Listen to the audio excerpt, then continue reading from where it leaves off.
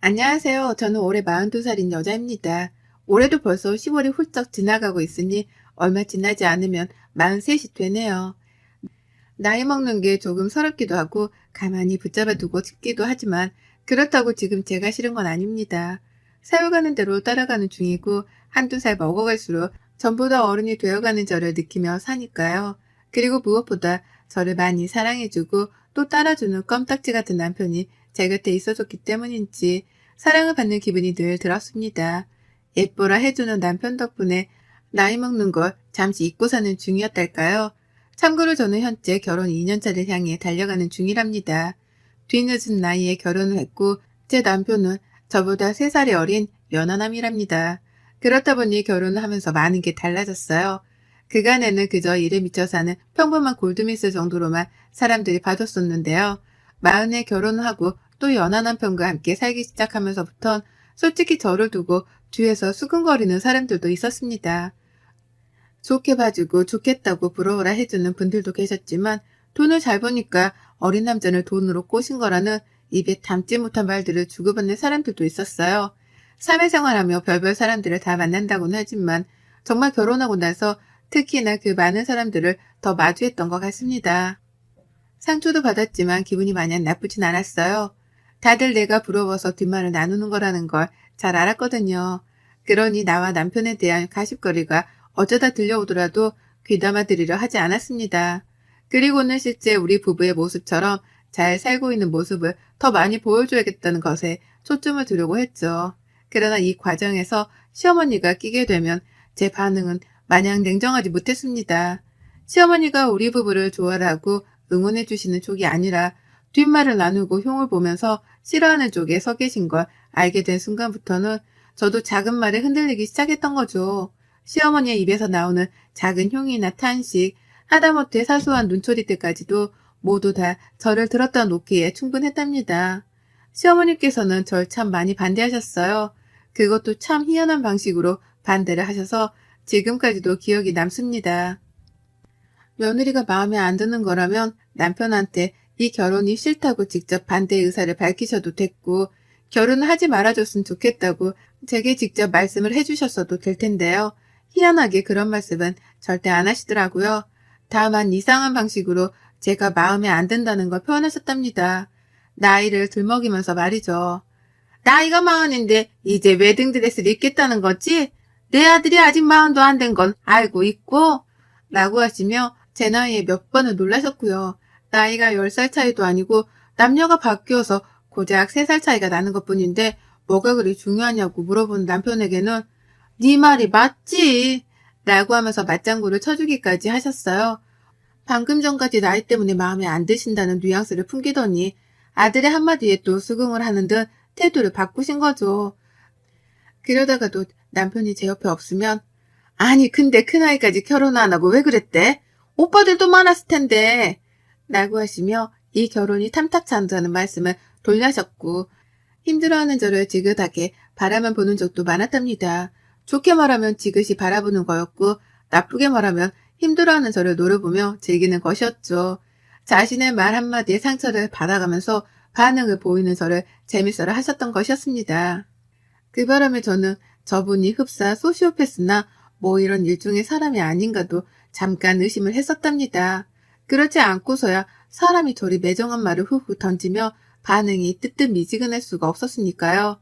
애매하게 싫은 티를 내시는 시어머니가 저를 반대한다는 걸 전 온몸으로 눈치를 챘고 결혼식을 치르기 직전까지도 그 태도를 유지하던 시어머니 때문에 마음고생이 심했습니다.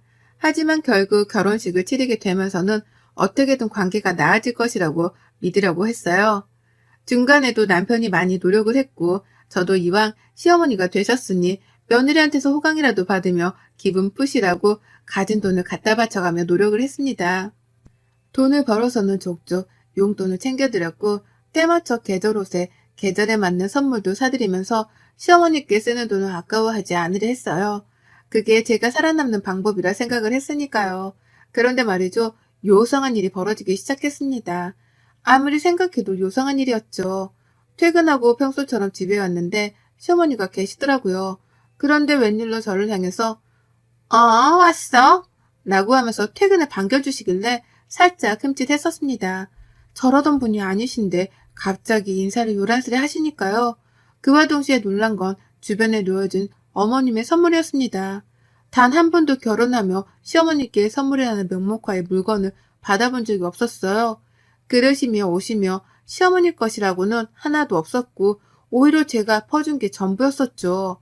그런데 어머님이 웬일로 뜬금없이 시뻘건 고추가 든 평범하지 않은 장신구를 유리병 하나에 담아서는 선물이라고 가져오신 거예요. 그걸로도 모자라 아무도 쓰기 싫어할 것 같은 못생긴 그릇 두 짝도 말이죠. 어디서 이런 걸 빈티지샵에서 주워오셨나 싶어 황당해하며 물건을 쳐다보는데 어머님은 세상 행복하다는 듯 건네주시면서 잘 쓰라고 하시더라고요. 특히 고추가 든 유리병은 현관 옆에 두어야 복이 기어들어온다고 하시면서요. 무슨 복이 정확히 들어오냐며 물어보는 제 남편의 말에 어머님은 얘가 빨리 들어선대 라고 그제서야 이실직고를 하셨습니다. 그러니 저도 알았죠. 이 말린 고추가 사내 아이를 뜻하는 거구나 하고 말이죠. 그래서 의심 없이 받아들였습니다. 어머님이 빨리 손주를 보고 싶어 하신다는 생각에 부담도 컸지만 다 우리 좋으라고 건네주신 물건이란 것에는 의심이 없었던 거죠. 그런데 이런 식의 뜬금없는 선물은 그걸로 끝이 아니었어요. 이런 분이 아니셨는데 계속해서 뭔가 내어주시더라고요. 그 덕분에 저희 집은 시어머니가 들고 온 영문 모를 물건들로 하나도 채워져 빼곡해지기 시작했고요. 처음 가져온 고추 든 유리병도 그대로였고 쓰기 싫은 그릇 두 개도 그냥 주셨으니 일단 하부장 안에 넣어 보관 중이었습니다.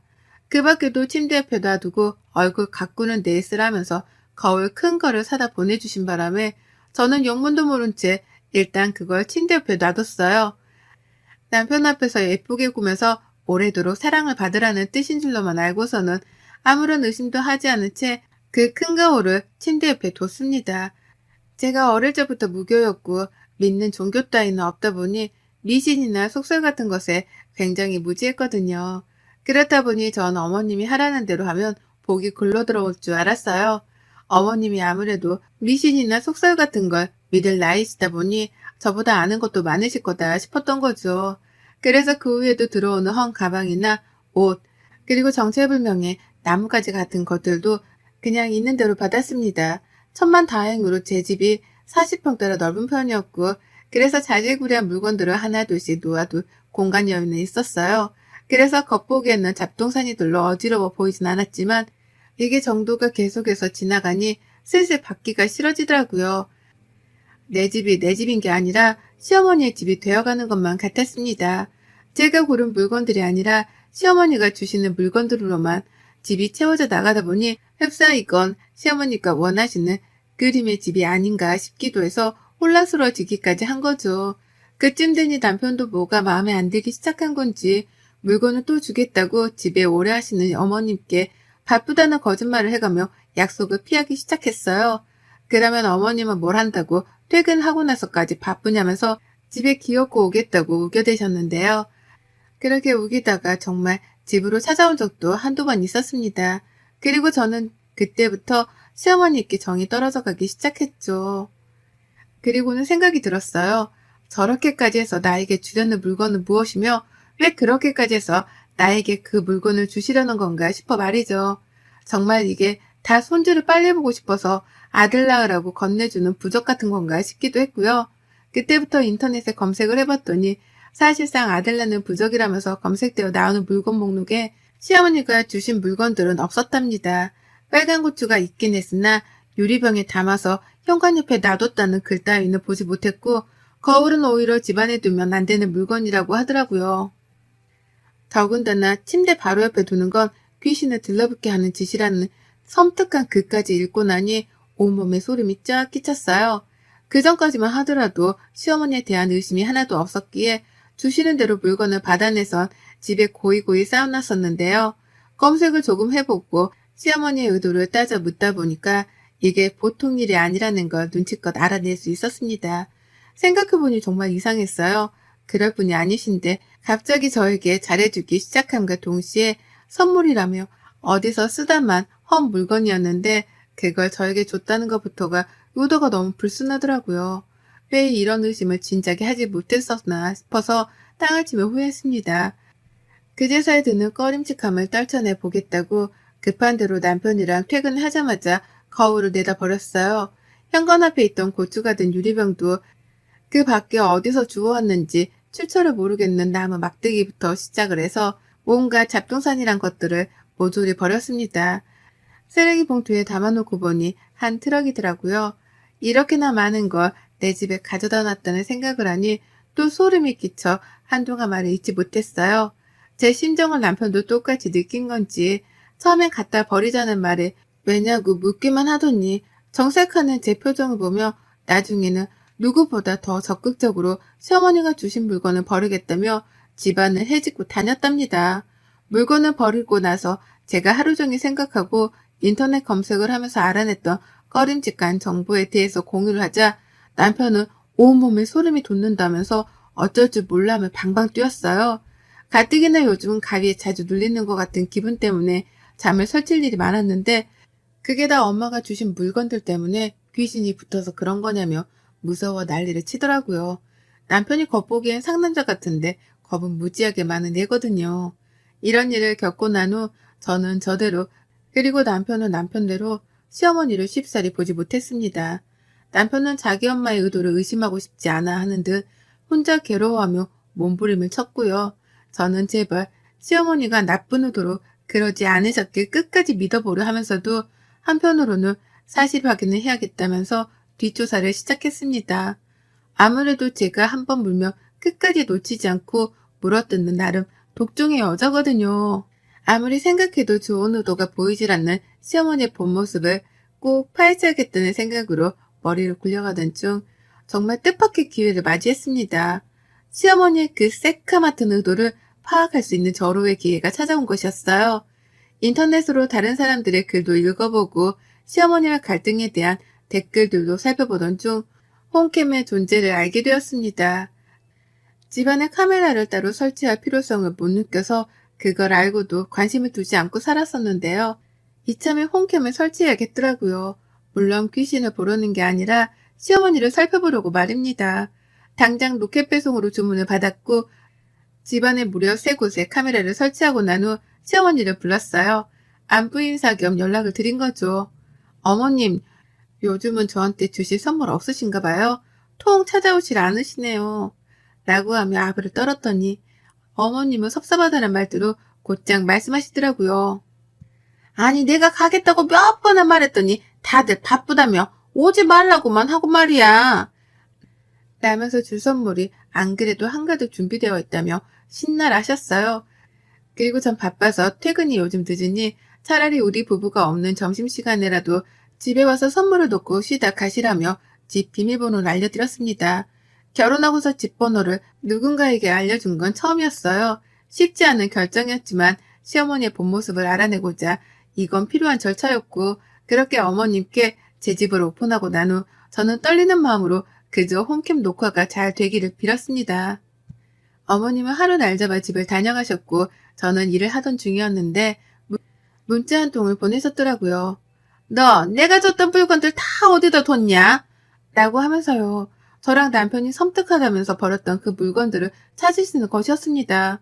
그래서 제가 어머님 그거 둘 곳이 없어 집 선반 안에 넣어 모아뒀는데 아마 어머님은 못 찾으실 거예요. 왜요? 라고 되물었죠.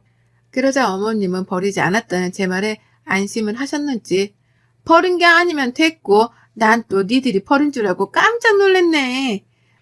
라고 하며 안도의 한숨까지 내쉬었습니다. 그리곤 물건 다 놓고 가는데 이것들은 절대 옮기지 마라. 저번에 줬던 고추 유리병 그것도 현관에 꼭 둬야 하는 건데 내가 지금 둘 테니까 물건 놔둔 곳 좀 알려줘라. 라고 말씀을 하셨어요. 제가 갖다 버린 유리병을 도로 찾아서 현관에 두겠다면서 위치를 알려달라 하시더라고요. 당황한 저는 얼버무리다가 일이 갑자기 바빠졌다며 급하게 연락을 끊어버렸죠. 그리고 서둘러 홈케어 화면을 볼 수 있는 어플을 켰고 시어머니가 하시는 짓을 지켜봤습니다. 그전에도 이미 녹화가 되고 있긴 했으나 당장에 어머님이 뭘 하시려는지 확인을 해보고 싶었어요. 그리고 전 회사 안에서 간이 떨어져 오줌을 지릴 뻔했습니다. 이런 말이 나이 40 넘어 나오는 게 좀 창피하긴 하지만 오줌이 지릴 뻔했던 표현 말곤 달리 할 수 있는 말이 없었어요. 어머님이 글쎄 혼자가 아니라 둘이더라고요. 바로 옆에 웬 아주머니 한 분을 모셔온 거예요. 선물만 놓고 가시겠다더니 주인 없는 집에 멋대로 손님을 데려온 겁니다. 소름이 돋아서 막 캡처를 했어요. 실시간으로 사진을 찍어서 남편에게 보내주고 있는데 그때 그 아주머니가 시어머니께 손짓으로 뭔가를 지시하는 게 계속해서 목격되었습니다. 아주머니가 손짓을 보내면 시어머니는 허리까지 숙여가면서 움직이셨고 아주머니가 가리킨 곳에다가 들고 온 물건들을 놓으셨어요. 아주머니는 마치 집을 보러 온 손님 마냥 제 집 구석구석을 휘젓고 다니셨고 기존에 어머님이 가져다 주셨던 물건들의 행방을 찾는 것 마냥 5만 군데를 구석구석 뒤져댔어요. 그러다 고개를 절레거리면서 한숨을 쉬더니만 시어머니가 이 아주머니를 이렇게 부르시더라고요. 보살님 이라고 말입니다. 그 순간 머리가 멍했습니다. 설마 저 여자가 무당인가 싶었거든요. 어머님이 가져오신 물건들도 그렇고 죄다 어디 조선시대의 궁중 난투국에서나 나올 법한 오래된 물건들이었는데 설마 어머님이 무당의 말을 듣고서는 무당이 지시하는 물건들을 제 집에 들인 건가 싶었습니다. 제발 아니길 바라면서 표정을 가득 찡그린 채로 화면을 바라보고 있는데 그 보살이란 여자는 가져온 물건들이 하나도 없네. 이것들 가져다 버린 거 아니야? 기센 것. 라면서 호통을 쳤고 그러자 시어머니는 분명 어디다가 넣어놨다고 했는데 제가 찾아볼까요? 눈치챘을 리가 없잖아요. 라고 하면서 그 여자를 살살 달래는데 급급했습니다. 그러면서 어머님이 말씀하시더라고요. 제가 이것들 이혼시키려고 별짓 다 하고 있는데 여태 이혼도 안 하고 기센 애가 맞긴 맞나 보네요. 라고 말입니다. 저는 탄식을 내뱉으며 제자리에서 일어섰고 온몸에 소름이 돋아 닭살이 서는데 경직이 되어 얼어붙었어요. 빨리 내 집에 가서 이 불운한 존재들을 쫓아내야겠다는 생각밖에는 들지 않았습니다. 미신 같은 거 믿는 사람은 아니었으나 내 집에 무당이 들어온 이상 뭔가 정말로 불운한 것들이 집안에 마구마구 스며들 것만 같은 꺼림직한 기분이 계속해서 들었어요. 그리고 그때 저는 그만 까무러치며 비명을 지른 채 주저앉고야 말았습니다. 글쎄 그 무당 여자가 카메라를 응시하고 있는 거예요. 카메라를 통해서 저랑 눈이 마주쳤던 것이었습니다. 저는 핸드폰으로 보던 도중 화면에 뜬 여자의 눈초리에 기함을 치며 비명을 질렀고 제가 이렇게 겁을 먹고 있는 걸 아는지 모르는지 무당이란 여자는 집안에서 카메라를 발견했다는 것 같다는 말과 함께 곧장 시어머니께 일렀다 바쳤죠. 혹시 며느리가 이 상황을 보고 있는 게 아니냐 하면서 말이죠. 저는 여전히 놀래서 일어날 정신도 없이 바닥에 주저앉아 있었는데 무당은 카메라를 번갈아 노려보면서 시어머니랑 집을 나갈지 말지 작당을 하다가 결국 카메라를 뜯어버리고는 그걸 든 채로 집을 나섰답니다. 저는 여전히 벌렁거리는 심장을 부여잡으면서 지금 내 집에서 일어난 이 상황에 대해 이해를 하고자 머리를 쥐어뜯었고요. 그러니까 시어머니는 마음에 안 드는 며느리 하나를 이혼시키기 위해서 무당까지 찾아갔던 것이었고요. 그 무당이 하라는 대로 저주가 담겼을 것으로 추정되는 물건들을 하나둘 제 집에 들여놨던 것이었습니다. 그 물건에 남의 피가 묻었을지 똥이 묻었을지 누가 아냐고요. 저는 이 사실을 바로 남편에게 일러다 바쳤고 저보다 충격을 받은 건지 남편은 회사까지 반차를 내고 당장 시댁으로 갔어요. 가서 조져놓겠다는 말을 남긴 채 소식이 끊겼고요. 걱정이 된 저도 반차를 내고 바로 남편 뒤를 쫓아 시댁에 갔는데요. 글쎄 그 무당이란 여자가 시댁 안에 있더라고요. 카메라에 담겼을 상황을 어떻게 대처할지에 대해서 의논을 하겠다며 시어머니랑 같이 시댁에 가서 추후 작당을 기획하고 있었던 겁니다. 그 현장을 저랑 남편이 번갈아 덮친 거고요. 무당은 이미 저희 남편한테 욕을 처먹다 못해 멱살까지 잡혀서는 노후라 애원 중이었고 무당 같지도 않고 딱 보니 사기꾼인 것만 같아 보이는 그 여자를 뒤로한 채 저는 시어머니께 녹화된 현장 영상을 보여줬어요. 이거 들고 당장 경찰서에 가도 할 말이 없으시지 않냐며 화도 내고 욕도 하고 하다 이혼을 정말 하겠다고도 했습니다. 이대로는 꺼림칙해서 어머님 같은 시어머니를 두고 살 자신이 없다며 말이죠. 그 말에 남편은 더욱 미안했던지 감정이 격해져 시댁을 아주 난장판으로 만들어놨고요. 어머님이 주셨던 물건들을 싹 다 버려놓길 정말 잘했다는 생각과 함께 저는 사과조차 받지 않으려 했습니다. 도무지 사람이 할 수 있는 상식 밖의 행동을 한 시어머니를 사람 취급해드리지 않기로 했거든요. 그리고 전 당장에 집으로 뛰쳐가서는 시어머니가 놓고 가셨던 새 물건들을 모조리 다 싸두고선 다시 시댁으로 왔습니다. 그리고는 남편에게 시어머니를 붙들고 있게 한 후 저 혼자 숨바꼭질을 하듯이 그 물건들을 시댁 안에 숨겨뒀어요. 시어머니가 절대로 찾아내지 못하시도록 말입니다. 그러자 시어머니는 그 물건이 정말 재수가 없는 물건들이었는지 당장 가지고 나가. 아유, 나 진짜 그것들이랑 같이 한 집에서 못 지내. 가지고 나가 버려줘, 제발. 라며 울고불고 매달리셨어요. 그딴 물건들을 내 집에 잘만 놓고 갔다는 생각에 저는 더욱 화가 치밀어 올랐고요. 도대체 무슨 물건인데 이렇게 기함을 치는 거냐면서 남편이 따져 물으니 어머님은 끝까지 말을 아끼시다 겨우 한 말씀 하시더라고요. 여자한테 안 좋은 거야. 라고 말이죠. 당신 아들한테는 해를 끼칠 생각이 없었다는 걸 어필하기 위해서 굳이 성별을 들먹이며 대답을 대신 한 겁니다. 그걸 보면 전 끝까지 물건을 숨긴 장소를 알려드리지 않으리라 재차 다짐을 했고, 시어머니하고는 사과를 받고 말고를 떠나 연을 끊고 살겠다고 통보를 한 채 시댁을 빠져나왔어요. 이미 남편이 시댁을 난장판으로 만들다 못해 시어머니 눈에서 눈물을 쫙 빼놓은 후였는지라 제가 더 할 수 있는 건 없었습니다. 그저 숨겨놓은 물건들을 시어머니가 다시는 평생 찾지 못하시도록 비는 수밖에요. 그러면 시어머니는 불편하고 꺼림칙하고 재수가 없다며 마음고생을 하면서 그 물건들을 끝까지 찾으실 테니요. 고약한 시모를 만나면 결혼하고 나서 팔짝을 꼬인다더니만 제가 딱 그 짝이었습니다.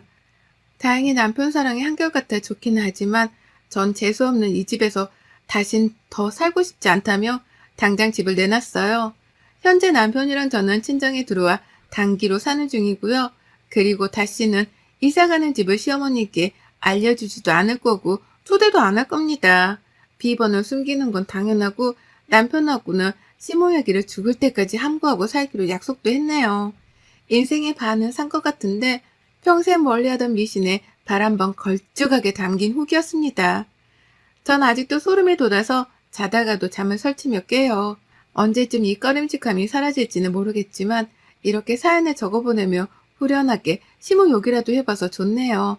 부디 이 순간에도 어머님은 제가 숨겨놓은 물건을 찾다가 재수 털려 겁먹고 계시길 진심으로 바랍니다. 여러분의 생각은 댓글로 남겨주세요. 오늘도 시청해주셔서 정말 감사합니다.